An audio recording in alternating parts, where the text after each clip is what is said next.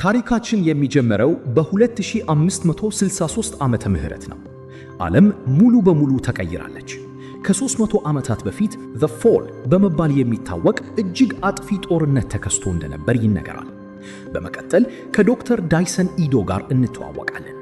እሱ እንደ ዕለት ተዕለት ልማዱ ጠቃሚ ነገር ፍለጋ ወደ ትልቁ የቆሻሻ ማከማቻ ስፍራ ያመራል። እዚያም በከባድ ሁኔታ የተጎዳች ሳይቦርግ ከፊል ሰው ከፊል ማሽን ሴት ልጅ ያገኛል። አብዛኛው አካሏ ፈራርሷል። ነገር ግን ከመረመራት በኋላ አእምሮዋ አሁንም በትክክል እየሰራ መሆኑን ይገነዘባል። ወደ ቤቱ ወስዶ ከነርሱ ጋር በመሆን አዲስ አካል ይገነባላታል። በማግስቱ ጠዋት የአንዲት ወጣት ልጅ ክፍል በሚመስል ቦታ ውስጥ ትነቃለች። ወደ መስታወት ስትመለከት አዲሱን አካሏን አይታ ትደነገጣለች። ልብሷን ለብሳ ወደ ታች ስትወርድ ዶክተር ዳይሰን በርካታ ሳይቦርግ ታካሚዎችን ሲያክም ታገኘዋለች። በመንቃቷ ተደስቶ ቁርስ ያቀርብላታል። ሆኖም ግን አንድ እንግዳ ነገር ወዲያውኑ ግልጽ ይሆናል። እሷ አንድን ተራ ፍራፍሬ እንኳን እንዴት መብላት እንዳለባት አታስታውስም።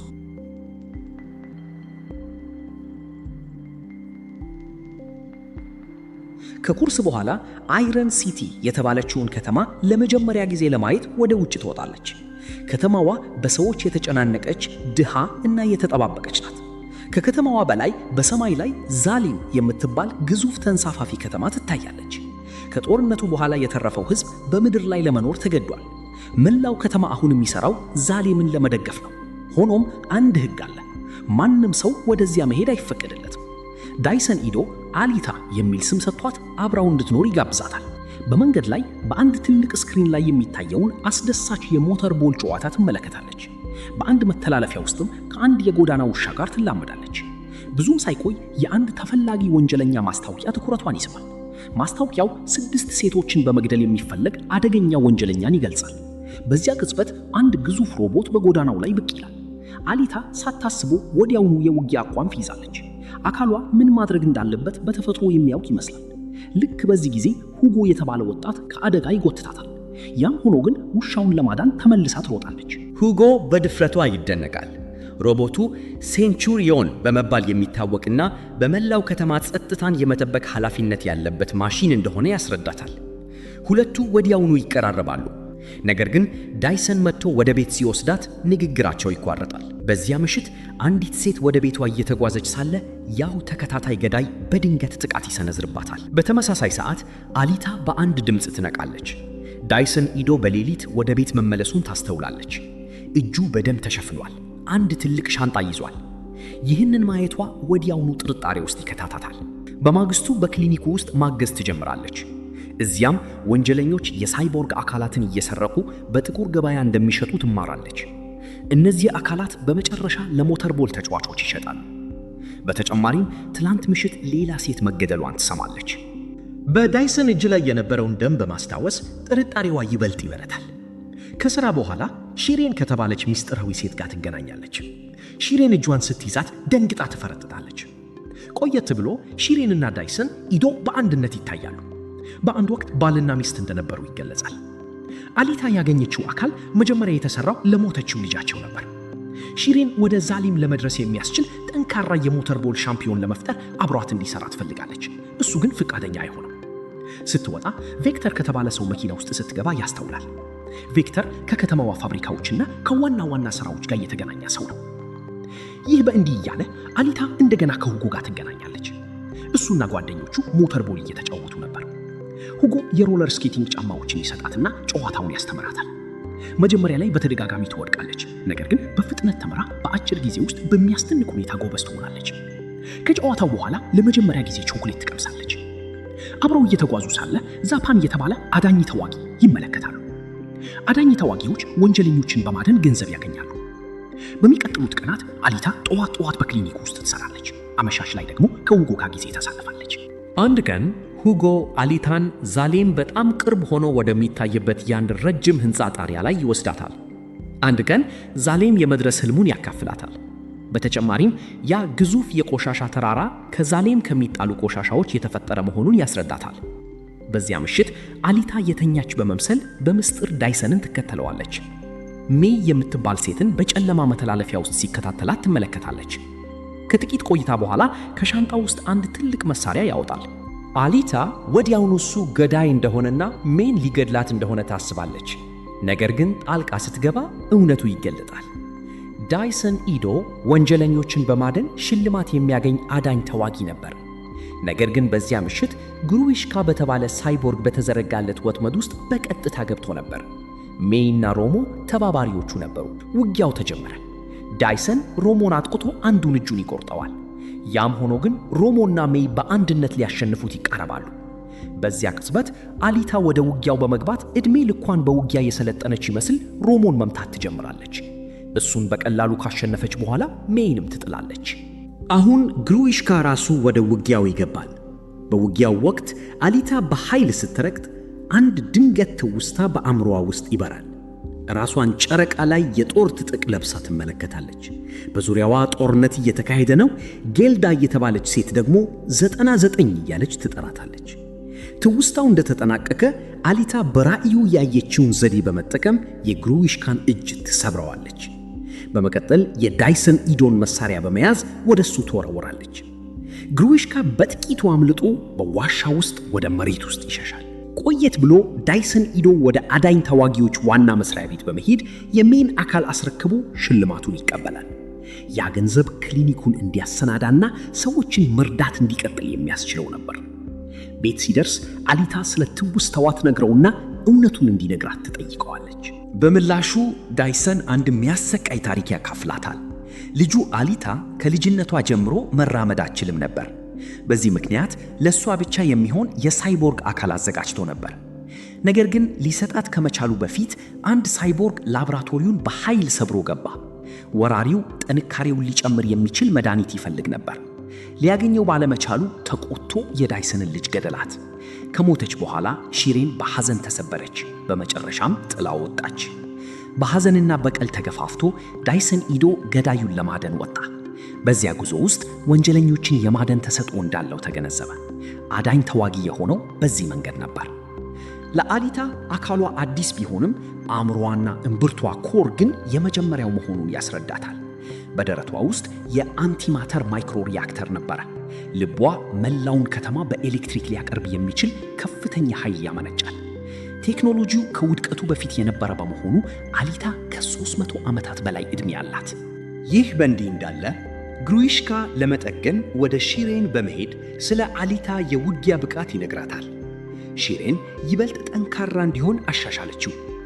ብዙም ሳይቆይ ቬክተር እሱን ለመገናኘት ይመጣል። በድንገት የግሩዊሽካ ባህሪ ይለወጣል። የዛሌም ገዢ የሆነው ኖቫ የማንኛውንም ሳይቦርግ አእምሮ በሩቅ መቆጣጠር እንደሚችል ይገለጻል። ኖቫ አሊታ ፓንዘር ኩንስት የተባለ ጥንታዊ ማርሻል አርት እንደምታውቅ ያስረዳል።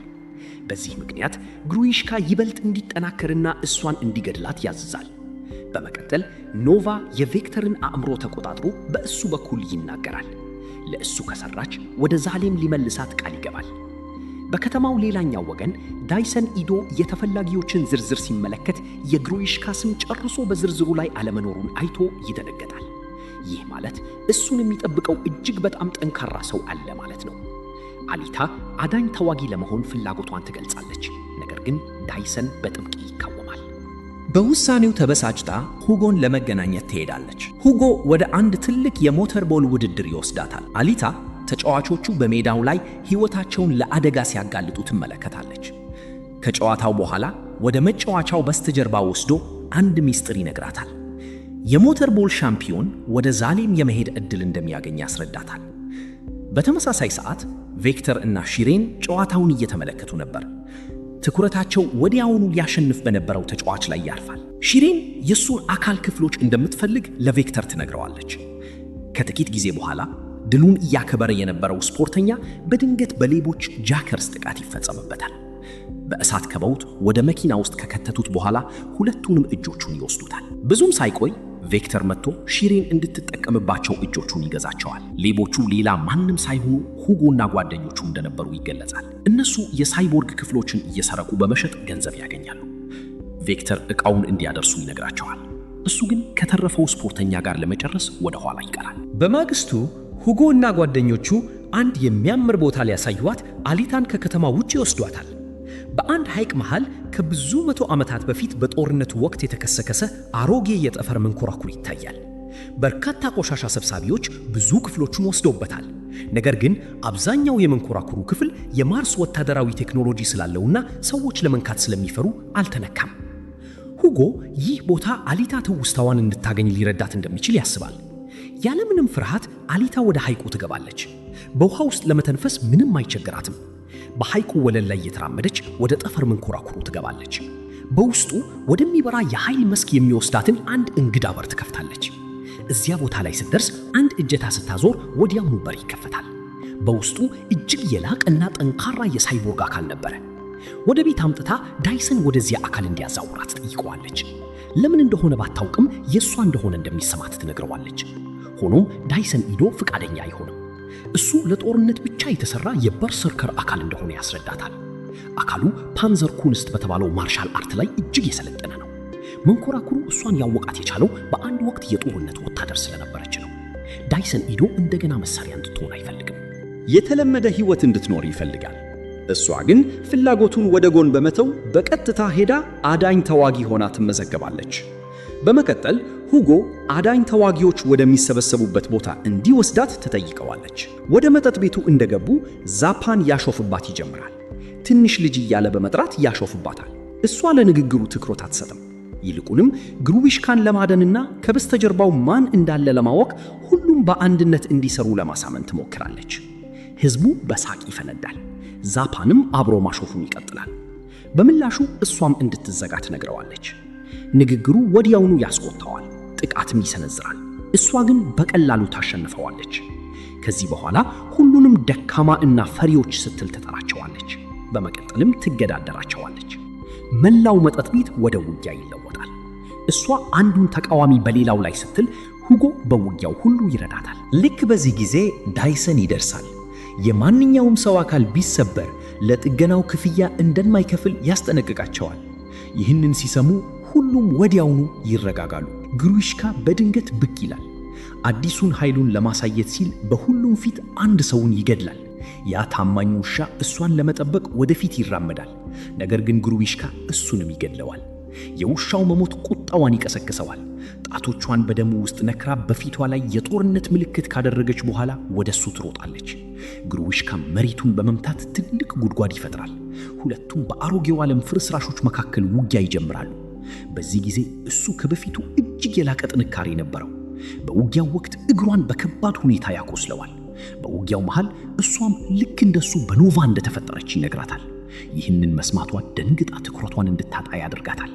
የሚቀጥለው ጥቃት ወዲያውኑ ይመጣል። በዚህ ጊዜ ግን ልታስወግደው አልቻለችም። ግሩዊሽካ አብዛኛውን አካሏን ያጠፋል። በዚያ ቅጽበት አሊታ አስተማሪዋን ጌልዳን ታስታውሳለች። በትውስታው ውስጥ ጌልዳ መቼም ተስፋ እንዳትቆርጥ እያስተማረቻት ነበር። ኖቫን ማቆምና ጦርነቱን ማሸነፍ ነበረባቸው። የጌልዳ ቃላት ለአሊታ የሚያስፈልጋትን ድፍረት ይሰጧታል። አንድ እጅ ብቻ ቢቀራትም ወደፊት በመወርወር እጇን በቀጥታ ወደ ግሩዊሽካ አይን ውስጥ ትከታለች። ወዲያውኑ መሬት ላይ ትወድቃለች። በዚያን ጊዜ ዳይሰን ኢዶ እና ሁጎ ደርሰው ግሩዊሽካን ያጠቁታል። ማክስም እንዲሁ ብቅ ይላል። የታማኙን ውሻ ሞት ለመበቀል የሳይቦርግ ውሾቹን ይልካል። በብዙ ተቃዋሚዎች ተከቦ ግሩዊሽካ ፈርቶ ከአካባቢው ይሸሻል። ዳይሰን ኢዶ ከአሊታ የተረፈውን አካል ወደ ቤት ተሸክሞ ይወስዳል። በመጨረሻም ያንን ሌላኛውን አካል ከመስጠት ውጪ ሌላ አማራጭ አይኖረው። ከእሷ ጋር በተገኘበት ቅጽበት ወዲያውኑ ይላመዳል። በማግስቱ ጠዋት ከበፊቱ የበለጠ ጥንካሬ ይሰማታል። ቆየት ብሎ ሁጎን ስታገኘው በአዲሱ አካሏ ሁሉንም ነገር መሰማት እንደምትችል ትነግረዋለች። እጆቿን ይዞ ቀርቦ ይስማታል። አሁን ሁለቱ እጅግ በጣም ተቀራርበዋል። ይህ በእንዲህ እንዳለ ግሩዊሽካ በሽንፈቱ ተቆጥቶ ነበር። በመቀጠል ኖቫ የቬክተርን አካል ተቆጣጥሮ ይገስጸዋል። ኖቫ እውነተኛ ተልእኮ አሁንም እንዳልተጠናቀቀ ያስታውሰዋል። ኖቫ ከሄደ በኋላ ቬክተር ግሩዊሽካ ከእንግዲህ ሊታመን እንደማይችል ይገነዘባል። ለሁጎ ወጥመድ ለማዘጋጀት ይወስናል። እቅዱ እሱን አዝሮ ስለ አሊታ መረጃ ማግኘት ነበር። በማግስቱ አሊታ ወደ ሁጎ ቤት ትሄዳለች።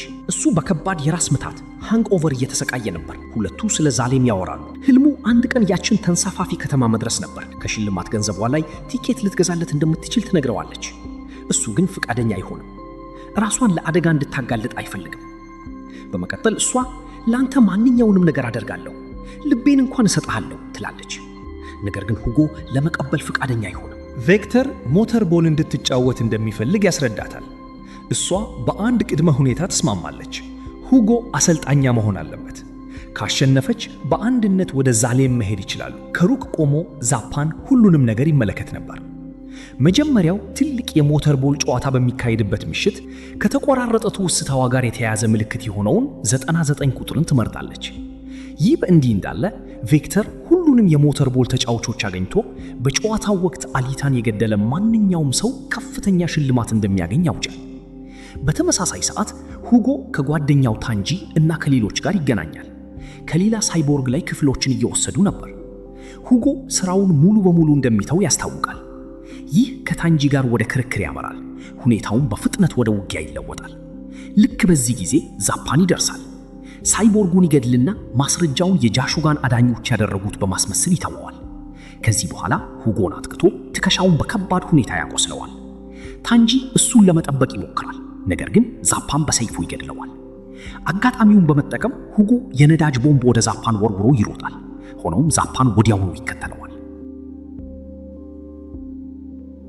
እስካሁን አብራችሁን ስላላችሁ እናመሰግናለን። አሁን ደግሞ በቀጥታ ሽልማት ወደሚያስገኘው ጥያቄያችን እንለፍ። ከዚህ በፊት በሰራነው የዶክተር ዶሊትል የፊልም ማጠቃለያ ቪዲዮ ላይ የአንድ እንስሳ ስም ሆን ብለን ቀይረን ተናግረናል። መሆን የነበረበትን ትክክለኛ ስምና የታየበትን ደቂቃ ቀድመው እዚህ ቪዲዮ ላይ ለሚጽፉ 3 ሰዎች የ1 ወር የድምፅ ፓኬጅ እንልካለን። ለመሳተፍ መጀመሪያ ቻናላችንን ሰብስክራይብ አድርጉና የደውል ምልክቷን ንኩ። በመቀጠል የዚህ ቪዲዮ ኮሜንት ላይ ሲኒማ ቤት አንደኛ ብላችሁ ከጎኑ መልሳችሁን አስቀምጡ። በፍጥነት አይታችሁ መልሱና ተሸለሙ። በስታዲየሙ ቬክተር ለሺሬን እውነቱን ይገልጻል። ሁጎ ወደ ዛሌም የመድረስ ህልሙን በመጠቀም አሊታን ወደ ወጥመዱ እንደሳባት ያምናል። ሁጎ ይህን ሁሉ ጊዜ ቬክተር በመጨረሻ ወደዚያ እንደሚልከው ያምን ነበር። እውነቱ ከሆነ ግን ይህ ሁሉ ወደ አሊታ ለመድረስ የተሰራ ሴራ ነበር። ዳይሰን ኢዶ ወደ ሞተር ቦል ሜዳው በተመለከተበት ቅጽበት አንድ ችግር እንዳለ ይገነዘባል። ከሷ ትይዩ የቆሙት ተጫዋቾች ተራ ተወዳዳሪዎች አልነበሩም። እያንዳንዳቸው ወይ የተፈለጉ ወንጀለኞች ወይም አዳኝ ተዋጊዎች ነበሩ። መላው ጨዋታ ወጥመድ ነበር። ወዲያውኑ ለአሊታ ያስጠነቅቃታል። እሷ ግን ወደ ኋላ የምታፈገፍግ አይነት አልነበረችም። በሜዳው ላይ ቆይታ ለመዋጋት ትዘጋጃለች። ተቃዋሚዎቿ እጅግ በጣም ጠንካራ ነበሩ። ነገር ግን ማንም ከአሊታ ጋር ሊወዳደር አልቻለም። ከሁሉም በላይ ፈጣንና ጎበዝ ነበረች። አንዱን በአንዱ ላይ እያደረገች ሁሉም ተቃዋሚዎችን ታሸንፋለች። ልክ በዚህ ጊዜ ከሁጎ መልእክት ይደርሳታል። በድንጋጤ ሆኖ ከዛፓን ለማምለጥ እርዳታ እንደሚፈልግ ይነግራታል። ይህንን በሰማችበት ቅጽበት አሊታ 1 ሰከንድ እንኳን አታባክንም። በሜዳው ውስጥ ያለውን ግዙፍ ስክሪን ሰብራ ወደ ውጭ ትዘላለች። ሌሎቹ ተጫዋቾች ይከተሏታል። ነገር ግን ክፍት ቦታ ላይ ስትደርስ ሁሉንም በቀላሉ ጥላ ቀጥታ ሁጎን ለመፈለግ ታመራለች። ስትደርስ ዛፓን ሊገድለው ሲል ነበር። ሆኖም በዚያው ቅጽበት የሁጎ ስም በተፈላጊዎች ስክሪን ላይ ይወጣል። በነፍስ ግድያ ተከሶ ነበር። ሁጎ ሌባ ጃከር መሆኑን ያምናል። ነገር ግን አካላትን ብቻ እንደሰረቀና ማንም እንዳልገደለ በግልጽ ይናገራል። ዛፓን ለአሊታ የአዳኝ ተዋጊዎችን ሕግ ያስታውሳታል። ነገር ግን የምትወደውን ሰው እንዴት ልትገድለው ትችላለች? ውሳኔ መስጠት ባቃታት ጊዜ ዛፓን ነገሩን በራሱ እጅ በመውሰድ ሁጎን ይወገዋል። በዚያ ቅጽበት አንድ ሴንቱሪዮን አካሉን ለመውሰድ ይደርሳል። አሊታ እሱን ይዛ ትሸሻለች። አንድ የተደበቀ ቦታ ላይ ከደረሱ በኋላ ሁጎ የማንንም ሰው ሕይወት አጥፍቶ እንደማያውቅ ይምላል። በተጨማሪም በእሷ ምክንያት የድሮውን የወንጀል ስራውን እንደተወ ይገልጻል። ሁለቱ ይበልጥ ይቀራረባሉ፣ ይሳሰማሉ እና ለመጀመሪያ ጊዜ ያላቸውን ፍቅር በግልጽ ይናገራሉ። ከሩቅ ቆማ ሺሬን ሁሉንም ነገር ትመለከት ነበር። ፍቅራቸውን ማየቷ ልቧን ያቀልጠዋል። ቆየት ብሎ ቬክተር አግኝቷት ስለነሱ ሲጠይቃት ትዋሻለች። ከሁለቱም ጋር ግንኙነት እንደሌላት ትናገራለች። ከሁሉ በላይ ደግሞ ሕይወታቸውን ለማዳን ትወስናለች። ከተወሰነ ጊዜ በኋላ አሊታ የሁጎን የተቆረጠ ራስ በእጇ ይዛ ትወጣለች። ሴንቱሪዮኑ ሽልማቱን የጨረሰች ይመስለዋል። ነገር ግን ዛፓን ይጠረጠራል።